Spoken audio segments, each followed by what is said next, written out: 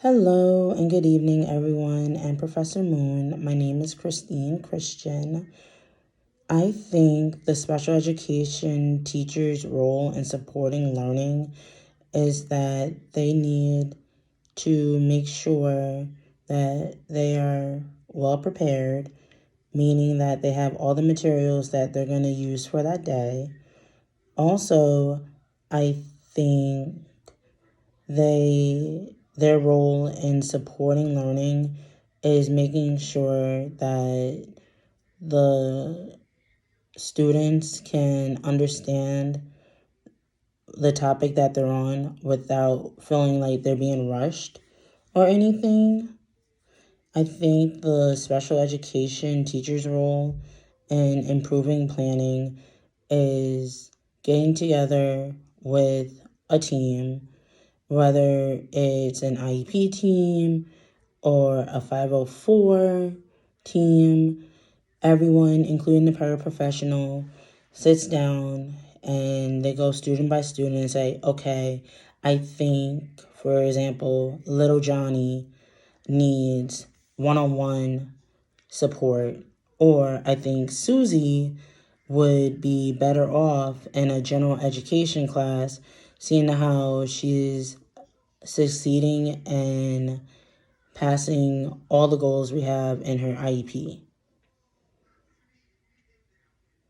I think the general education teacher's role in supporting learning is to make sure that the students do pass so they can go on to the next grade, whether it's kindergarten to first and so forth.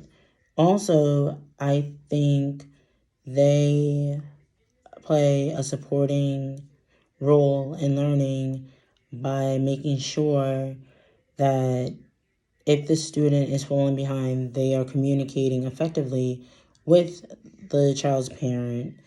I think the general education teacher's role in improving planning and practice is that once they get their roster for the next school year, they start thinking, okay, how can I make this school year more successful than last year?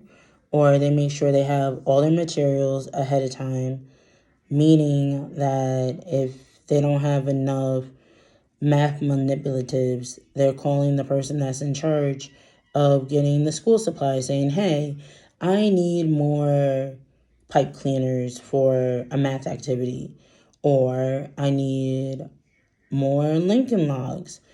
So my students who like to play with blocks can play with them.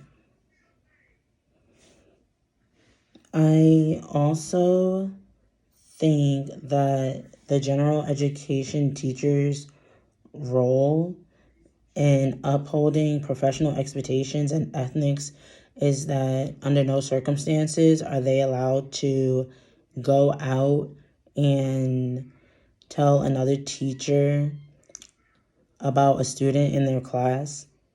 Also, I think their professional expectation and ethics should be that under no circumstances are they allowed to discuss a certain student's background information with another student's parent, or they shouldn't be able to discuss anything pertaining to a student that's not in their class.